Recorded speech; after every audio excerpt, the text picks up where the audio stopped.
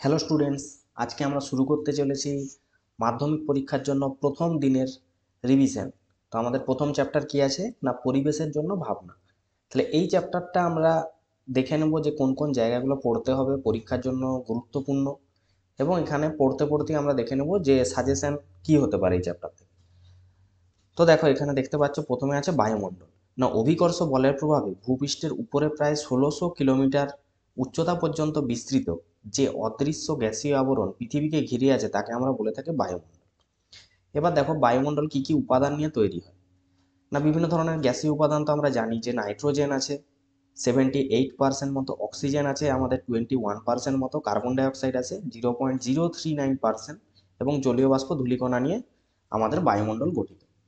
এবার বায়ুমণ্ডলের কতগুলি স্তর আছে এটা আমরা জানি। তাহলে প্রত্যেকটা স্তরই কিন্তু গুরুত্বপূর্ণ এবং প্রত্যেকটা স্তর থেকে এমসিকিউ এসে থাকে। আমরা টেস্ট পেপার করেছি যখন দেখেছি যে দেখো, প্রথমে আসছে আমাদের ট্রপোস্ফিয়ার। এটি ভূপৃষ্ঠ থেকে কত কিমি উচ্চতা পর্যন্ত বিস্তৃত। তাহলে এই জায়গাটা আমাকে মনে রাখতে হবে যে 16 কিলোমিটার উচ্চতা পর্যন্ত বিস্তৃত। 2 নম্বর পয়েন্টে বলেছে এই ট্রপোস্ফিয়ারের উষ্ণতাটা কতটা হয় না, 20 ডিগ্রি সেন্টিগ্রেড থেকে -55 ডিগ্রি সেন্টিগ্রেড। এবার এই স্তরে উচ্চতা দেখো বৃদ্ধির সঙ্গে সঙ্গে উষ্ণতার চাপ কি হয়, কমতে থাকে। তাহলে এই জায়গাটা আমাদের কি আসে, পরীক্ষায় আসে যে উচ্চতা বৃদ্ধির সঙ্গে উষ্ণতা কমতে থাকে বা চাপ কমতে থাকে কোন স্তরে। তাহলে কি বলবে অ্যান্সার, না ট্রপোস্ফিয়ার। তাহলে বুঝতে পারছো যে এইখানে এই পয়েন্টটা হচ্ছে আমাদের এমসিকিউ এর জন্য গুরুত্বপূর্ণ।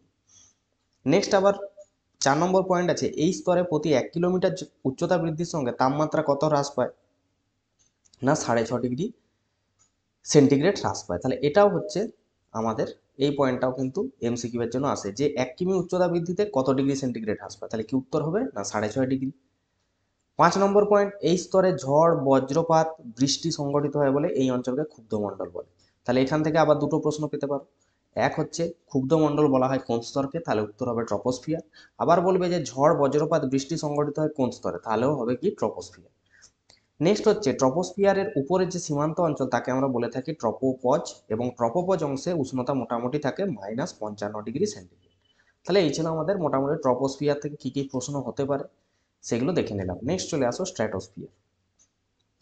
স্ট্র্যাটোস্ফিয়ার এটি ট্রপোস্ফিয়ারের উপরের থেকে 45 কিমি উচ্চতা পর্যন্ত একটা স্তর, এবং ভূপৃষ্ঠের সাপেক্ষে 16 কিমি থেকে 45 কিমি পর্যন্ত বিস্তৃত। উষ্ণতা কত, -55 ডিগ্রি থেকে 0 ডিগ্রি সেন্টিগ্রেড। এই স্তরে উচ্চতা বৃদ্ধির সঙ্গে সঙ্গে উষ্ণতা কি হয়, বাড়তে থাকে। তাহলে এটাও গুরুত্বপূর্ণ যে উচ্চতা বৃদ্ধিতে উষ্ণতা বাড়ে কোন স্তরে, স্ট্র্যাটোস্ফিয়ার। এই স্তরে জলীয় বাষ্প, মেঘ, উষ্ণতার তার বিশেষ পার্থক্য না থাকায় এখানে কি হয়, ঝড় বজ্রপাত প্রভৃতি প্রাকৃতিক ঘটনাগুলি ঘটে না। তাহলে শান্তমণ্ডল বলা হয়ে থাকে কোন স্তরকে, দেখেছো নিশ্চয়ই টেস্ট পেপার করতে গিয়ে এই প্রশ্নটা। তাহলে স্ট্র্যাটোস্ফিয়ারকে শান্তমণ্ডল বলা হয়। ভূপৃষ্ঠের সাপেক্ষে প্রায় 20 কিলোমিটার থেকে 45 কিমি পর্যন্ত স্ট্র্যাটোস্ফিয়ার অঞ্চলে বায়ুমণ্ডলের ওজোন গ্যাস সমৃদ্ধ যে স্তর থাকে তাকে ওজোন স্তর বা ওজোনোস্ফিয়ার বলা হয়ে থাকে। 30 কিমি উচ্চতায় ওজনের ঘনত্ব হয় সর্বোচ্চ, এবং জেট বিমান চলাচল করে কোন স্তরে। তাহলে অ্যান্সার কি হবে, স্ট্র্যাটোস্ফিয়ার। এই প্রশ্নটাও তোমরা টেস্ট পেপারে করেছো।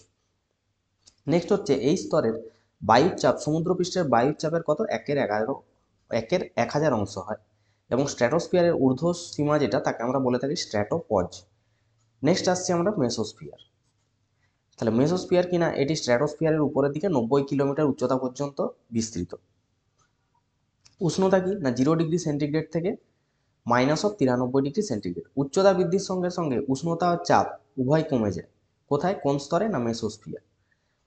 সর্বনিম্ন কত হয়, -93 ডিগ্রি সেন্টিগ্রেড। এটি বায়ুমণ্ডলের সবচেয়ে নিম্ন তাপমাত্রা, তার মানে সবচেয়ে শীতল স্তর বললে কি বলবো, মেসোস্ফিয়ার, কারণ এখানে -93 ডিগ্রি সেন্টিগ্রেড উষ্ণতা হয় সর্বনিম্ন। এবং মেসোস্ফিয়ারের ঊর্ধ্ব সীমাকে আমরা বলবো মেসোপজ। এটি মেসোস্ফিয়ারের উপরের থেকে 500 কিমি পর্যন্ত।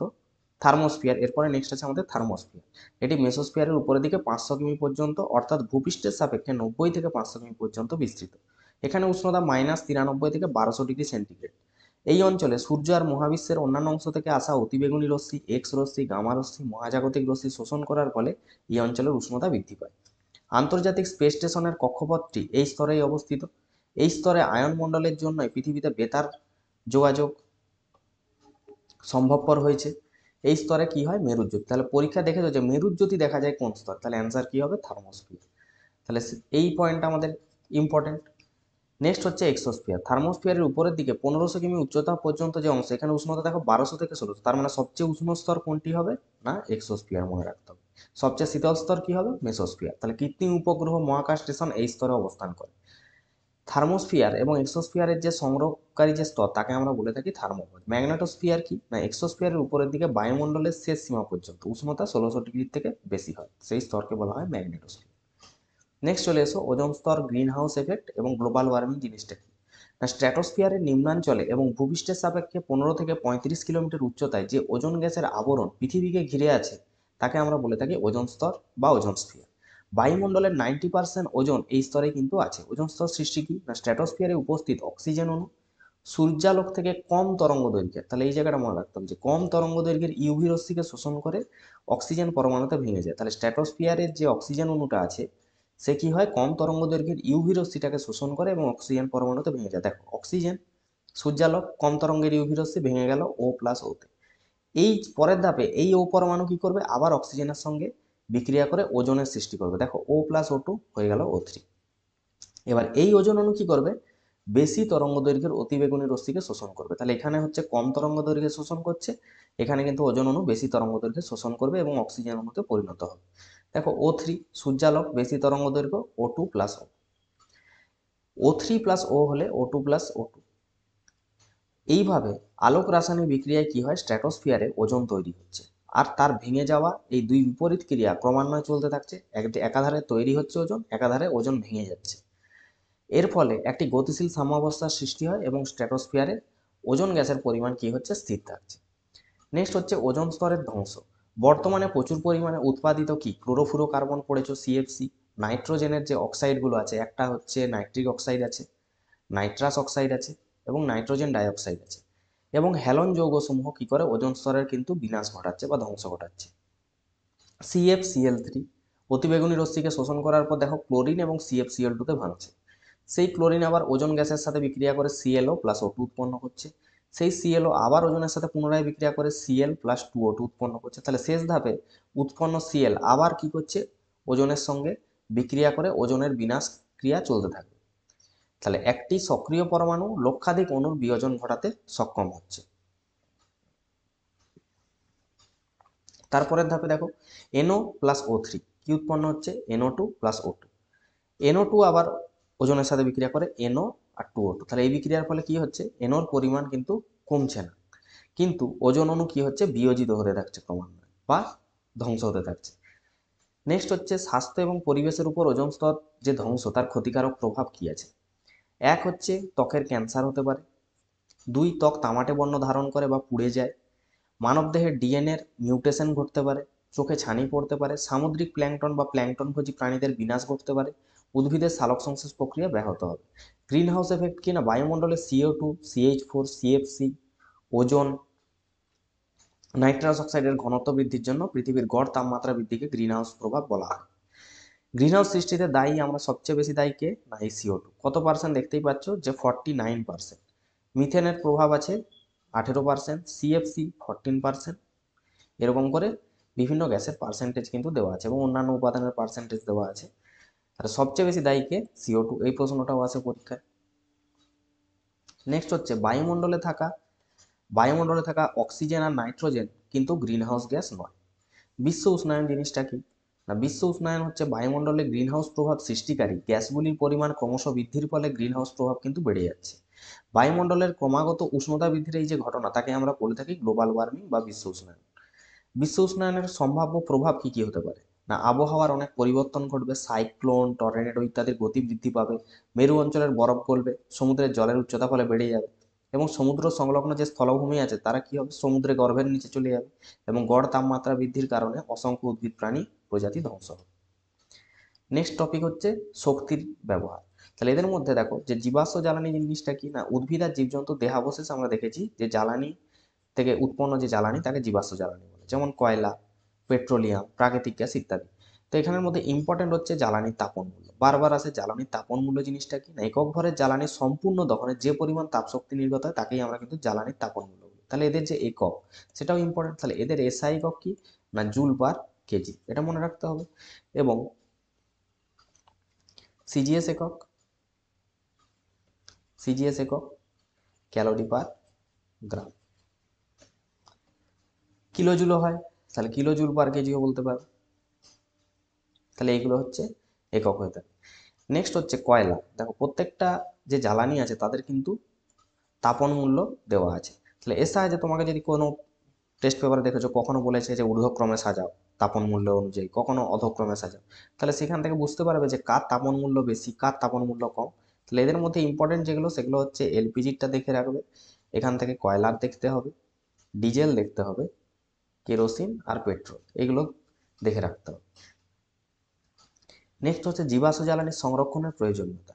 না, জীবাশ্ম জ্বালানির আমরা জানি মজুদ সীমিত, একদিন এটা শেষ হয়ে যাবে, এটি নবীকরণযোগ্য নয়। ব্যাপক হারে জীবাশ্ম জ্বালানি ব্যবহার করলে এর মজুদ হচ্ছে একদিন শেষ হয়ে যাবে, এর ফলে শক্তি সংকটের সৃষ্টি করবে। জীবাশ্ম জ্বালানির অধিক ব্যবহারে উৎপন্ন গ্রিনহাউস গ্যাস CO2 NO2 এরা কি করে, বিশ্ব উষ্ণায়ন ঘটাচ্ছে। নেক্সট হচ্ছে এখানে ইম্পর্টেন্ট কি, স্থিতিশীল উন্নয়ন। স্থিতিশীল উন্নয়নের সংজ্ঞা খুবই গুরুত্বপূর্ণ পরীক্ষার জন্য, যে উন্নয়নমূলক কর্মসূচি গ্রহণের মাধ্যমে ভবিষ্যৎ প্রজন্মের নিজস্ব চাহিদা মেটানোর সামর্থ্যকে ব্যাহত না করে বর্তমান প্রজন্মের চাহিদা পূরণ করা যায় এবং পৃথিবীর প্রাকৃতিক উৎসের সীমার মধ্যে বর্তমান ও ভবিষ্যতের পরিবেশগত, অর্থনৈতিক এবং সামাজিক উন্নতি ঘটানো যায়, তাকেই আমরা বলে থাকি স্থিতিশীল উন্নয়ন। তাহলে এই সংজ্ঞাটা ভালো করে মুখস্থ করবে। অচিরাচরিত শক্তি বা অপ্রচলিত শক্তি জিনিসটা কি, অনবীকরণযোগ্য জীবাশ্ম জ্বালানির বিকল্প হিসেবে যে সকল নবীকরণযোগ্য শক্তি সম্পদ দৈনন্দিন প্রয়োজনে অপেক্ষাকৃত কম ব্যবহৃত হচ্ছে তাদেরকে বলবো অচিরাচরিত শক্তি বা অপ্রচলিত শক্তি। সৌরশক্তি, বায়ুশক্তি ইত্যাদি এখন আমরা কম ব্যবহার করছি, তো সেই জন্য এগুলো অচিরাচরিত শক্তিতে পরিণত বলতে পারি। নেক্সট হচ্ছে নবীকরণযোগ্য শক্তির বৈশিষ্ট্য। এগুলো কি হয়, সহজলভ্য হয়, নিঃশ্বসিত হওয়ার সম্ভাবনা কম, বারবার ব্যবহার করা যায় এবং পরিবেশ দূষণ সৃষ্টি করে না। এবং অপ্রচলিত শক্তির যে উৎস, সৌরশক্তি, বায়ু শক্তি, জোয়ার ভাটা শক্তি, ভূতাপ শক্তি, বায়োমাস শক্তি, বায়োফুয়েল, বায়োগ্যাস ইত্যাদি। তো এখানের মধ্যে ভূতাপ শক্তিটা সংজ্ঞাটা আসে পরীক্ষা, দেখবে যে ভূতাপীয় শক্তির কারণে ভূগর্ভে উপস্থিত জল বাষ্পে পরিণত হয়, এই উত্তপ্ত বাষ্প ভূগর্ভে যেখানে আটকে থাকে সেখানে নল প্রবেশ করিয়ে এই বাষ্পকে তুলে আনা হয়। এর সাহায্যে টারবাইন ঘুরিয়ে বিদ্যুৎ পরিবহন বা বিদ্যুৎ উৎপাদন করা হয়। বায়ু শক্তি কিনা প্রবাহিত বায়ুর গতিশক্তির সাহায্যে বায়ুকলের সঙ্গে যুক্ত টারবাইন ঘুরিয়ে বিদ্যুৎ উৎপাদন করা হয়। বায়ু শক্তির সাহায্যে উৎপাদিত বিদ্যুৎ গম পেশাই করতে, জলসেচ, জল তেলার কাজে ব্যবহার করা হয়। নেক্সট আছে জোয়ার ভাটা শক্তি। নদী, সমুদ্র জোয়ার ভাটার কারণে সৃষ্ট জলস্রোতের গতিশক্তিকে কাজে লাগিয়ে টারবাইন ঘুরিয়ে বিদ্যুৎ উৎপাদন করা হয়। সৌরশক্তির ব্যবহার, সৌরকোষে সৌরশক্তিকে তড়িৎ শক্তিতে রূপান্তরিত করা হয়। সৌরকোষের সাহায্যে কৃত্রিম উপগ্রহে বিদ্যুৎ সরবরাহ করা হয়। দূষণ ছাড়াই কম খরচে আমাদের বিদ্যুৎ চাহিদার অনেকটাই পূরণ হতে পারে ইত্যাদি। এছাড়াও solar light, solar cooker, solar calculator এগুলো দেখেইছো। নেক্সট হচ্ছে এখানে ইম্পর্টেন্ট বায়োমাস শক্তি। বায়োফুয়েল জিনিসটা কি, না বায়োমাসকে বায়োফুয়েলে রূপান্তরিত করে বা সরাসরি পুড়িয়ে যে শক্তি সৃষ্টি হয় তাকে বলে বায়োমাস শক্তি। উদ্ভিদ বা অণুজীবদের মধ্যে যখন আত্তীকরণ হয় কার্বন ঘটিত যৌগ থেকে ভৌত রাসায়নিক প্রক্রিয়ায় যে জ্বালানি তৈরি হবে তাকে বলবো বায়োফুয়েল। বায়ো ইথানল কোথা থেকে পাওয়া যায়, আখ, গুড়, ভুট্টা, গম ইত্যাদি থেকে সন্ধান প্রক্রিয়ায় বায়ো ইথানল কিন্তু পাওয়া যায়। ব্যবহার 20-25% বায়ো ইথানলকে পেট্রোলের সঙ্গে মিশিয়ে যানবাহন চালাতে জ্বালানি হিসেবে ব্যবহার করা হয়। একেই কিন্তু বলা হয় পাওয়ার অ্যালকোহল বা গ্যাসোহল। তাহলে এই পয়েন্টটা পরীক্ষায় দেখেছো। তাহলে পাওয়ার অ্যালকোহল জিনিসটা কি, তাহলে এটা দেখতে হবে ভালো করে, যে পাওয়ার অ্যালকোহল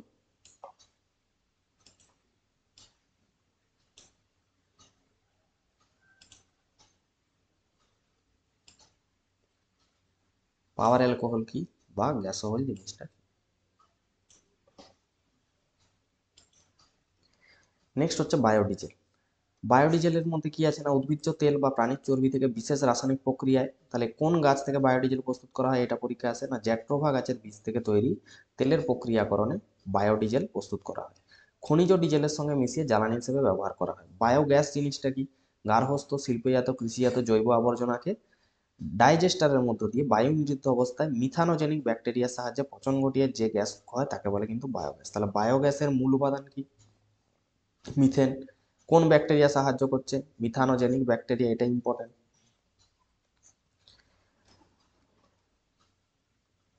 নেক্সট আসো এখানে বায়োগ্যাসের উপাদান। তাহলে বায়োগ্যাসের মূল উপাদান এক্ষুনি বললাম যে বায়োগ্যাসের মূল উপাদান কি, এটা দেখেছো টেস্ট পেপারে বারবার, না মিথেন। এছাড়াও carbon dioxide, hydrogen, hydrogen sulphide ইত্যাদি আছে। বায়োগ্যাসের তাপন মূল্য কত, না 35 কিলোজুল থেকে 40 কিলো জুল। মিথেন গ্যাসের উপস্থিতির জন্য এর তাপন মূল্যটা এতটা বেশি হয়। মিথেন সমৃদ্ধ বায়োগ্যাসকে জ্বালানি রূপে রান্নার কাজে, বিদ্যুৎ উৎপাদনে, আলো জ্বালানোর কাজে ইত্যাদি কাজে ব্যবহার করা হয়। কয়লা খনির মিথেন গ্যাস, বা এটাকে কোল বেড নয়, এটাকে বলা হবে কোল বেড। কোল বেড মিথেন জিনিসটা কি? খনিজ কয়লার কঠিন স্তরের মধ্যে অধিশোষিত অবস্থায় থাকে এই গ্যাস। কয়লা খনির মিথেন গ্যাস হলো প্রাকৃতিক গ্যাসেরই একটা রূপ। এর প্রধান উপাদান কিন্তু মিথেন। এছাড়াও ethane, propane, nitrogen, carbon dioxide প্রভৃতি গ্যাস সামান্য পরিমাণে থাকে। এর মধ্যে বিষাক্ত H2S গ্যাস থাকে না বলে একে বলা হয় সুইট গ্যাস। তাহলে এই লাইনটা ইম্পর্টেন্ট,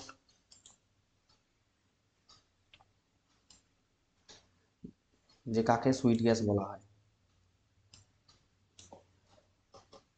বা এখানে কয়লা খনির মিথেনকে কি বলে না কোল বেড মিথেন বলা হয়, ওই জায়গাটা ইম্পর্টেন্ট। কাকে আগুনে বরফ বা ফায়ার আইস বলা হয়, সংকেতটা। তাহলে এখানে মিথেন হাইড্রেটও কিন্তু ইম্পর্টেন্ট। তাহলে এখানে সুইট গ্যাস পড়বে কিসের জন্য? না H2S গ্যাস থাকে না বলে একে সুইট গ্যাস বলা। মিথেন হাইড্রেট কি না? মিথেন হাইড্রেট হলো এক ধরনের কঠিন ক্যাথরেট জাতীয় যৌগ। এই যৌগ হিমায়িত জলের খুবই ইম্পর্টেন্ট। এই যৌগ হিমায়িত জলের অণুর খাঁচার আকারে এবং বরফের ন্যায় দেখতে ক্যালাস গঠন করে। এই ক্যালাসের মধ্যে অধিক পরিমাণে মিথেন গ্যাস আবদ্ধ থাকে। একে বলা হয়, এর সংকেত 4CH4 23H2। সংকেতটা ভালো করে মনে রাখবে। একে বলা হয় থাকে আগুনে বরফ বা ফায়ার আইস। তাহলে এই ছিল আমাদের পরিবেশের জন্য ভাবনা চ্যাপ্টারের থেকে গুরুত্বপূর্ণ কিছু প্রশ্ন।